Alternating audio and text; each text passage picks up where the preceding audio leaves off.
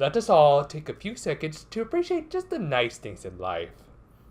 Like actually having a working AC. Yes, I finally got this stupid thing to start up! It wasn't cheap, but now I've got a brand new compressor that's a lot quieter than the last one. So much so in fact that I have it on right now and it doesn't seem to be affecting my audio significantly.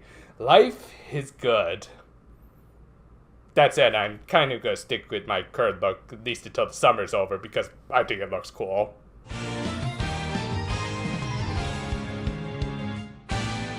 Anyway, this week's episode opens with...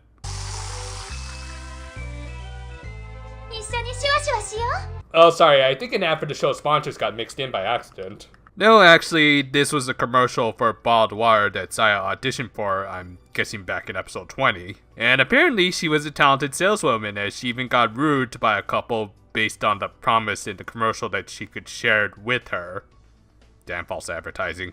Still, in spite of the success of her commercial, Saya was still unsure if she would pursue a full-on acting career, as she had yet to run it by her mother, Reira, who was busy with her own career. While she definitely had a desire to become an actress, Saya also didn't want to inconvenience her mother by going against her wishes. Thus, the only option they had was to ask the lady at work. They arrive at Ohei Studios. Oh yeah, I'm familiar with this production company that's absolutely real, and not just a needless name change considering who made this show. Just as a little side note, I've always been a fan of their shows. Yeah, anyway, Rei's current gig was as the main character of a cooking drama. Okay, it's sort of the time for cooking episodes in Ohei Productions, because I remember seeing something very similar on Lupado last week. We learned all this, by the way, from Rue, who we get a very nice little close-up of her drool as she talked about the cooking show. Creamy frosting. Following this, we get a reintroduction to Ranzei Ichijo, the non-loli version of the one from Princess Precure. She had landed a role as a one-off guest character in Reira's drama, and as if she were linked to it by destiny, or writers who just enjoy their running jokes, it involved her becoming the Negi girl again. Also, I absolutely love the look on Saya's face here. They begin filming an episode of the show. Their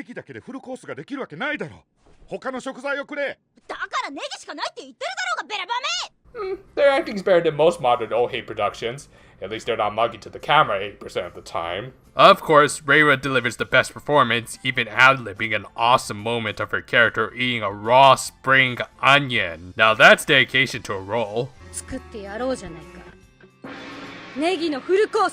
In other words, a Hatsune Miku special. I think I might be a bit of a fanboy. Anyway, after likely swallowing a few dozen breath mints, Reira and Saya managed to have their little talk. And while she didn't directly oppose her daughter becoming an actress, Reira did point out a significant hurdle she'll have to, and in fact has already experienced. The stigma that comes from being related to a big star. Yeah, recall back to Ranzei's debut episode where she brought up the possibility that Saya got most of her roles through nepotism. Now, while that likely wasn't the case, it doesn't change the fact that people will inevitably jump to such conclusions. Reira was asking her daughter if she had the resolve to overcome such, to which Saya had no answer. So, after such an effective, somber scene, why don't we break it up with some comedy? Saya-chan! Hug?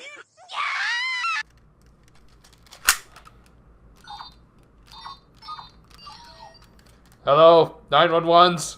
Well, sexual harassment lawsuits aside, the director as well as much of the staff recognized Saya from her infant days when her parents would bring her with them to the studio. This leads into a rather touching little montage showing everything her parents and the staff went through to both produce shows and raise a child. And we even get another one after Saya directly saw what her mother went through in order to stay in character. Saya from a young age had recognized how much dedication her mother had put into her acting career and would constantly try to cheer her on. And eventually, after being a long-time observer, both in the literal and figurative sense, she wanted to join her on the other side. You know, sometimes it's really hard to do these reviews when there's nothing to rib on. Well, anyway, we do break up the seriousness when Jealous manages to once again use Ranzei as a victim of the week by extracting her slight disdain towards Negi.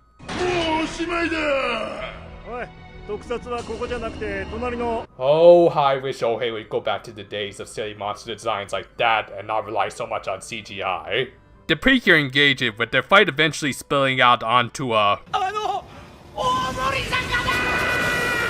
Yeah, that. And since they already had their character-focused episodes, Homari and Hana were sidelined, leaving it to Saya and the Six Rangers to deal with the Moshimida. As a result, Saya kind of upgrades from being just the tank of the team.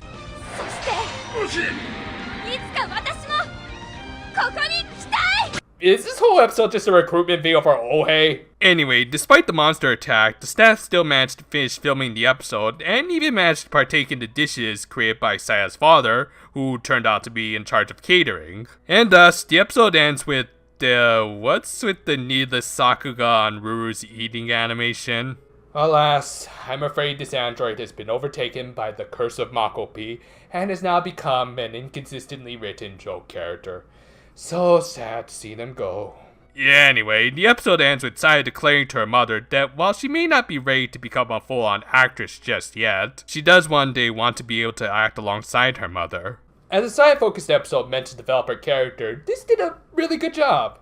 Though I'll admit, I kind of popped more for the many Ohei in-jokes. Okay, I'll drop the Ohei joke for the analysis, as this episode did kind of feel like a love letter from Toei's animation department to its live-action division, showing all of the hard work that goes on and behind the scenes, and even goes through the trouble of recreating many of the most beloved filming locations for both viewers and Toei itself. And of course, who better to deliver the message than the kind-hearted Precure of Wisdom. Saya up until now has gotten the short end of the stick when it comes to character development, and while this wasn't a star-making performance, much like her iffy career as an actress, this episode has fleshed out her character significantly. Saya cares for her mother and her career, so her trepidations of becoming an actress herself makes sense, as any negative image she projects would reflect back onto Reira. And ironically, it's that same mother who might be the biggest unintentional obstacle for her to overcome through allegations of nepotism. Again, while Saya has clear skills as an actress, the fact that there are so many no-talent hacks who break into the industry through familial ties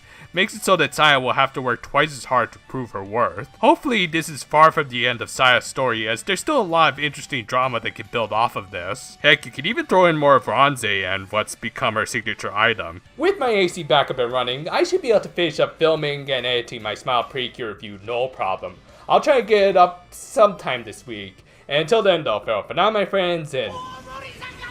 Uh-oh. I think Nobuo is fangasming over the Omori Hills again. Better go take care of this.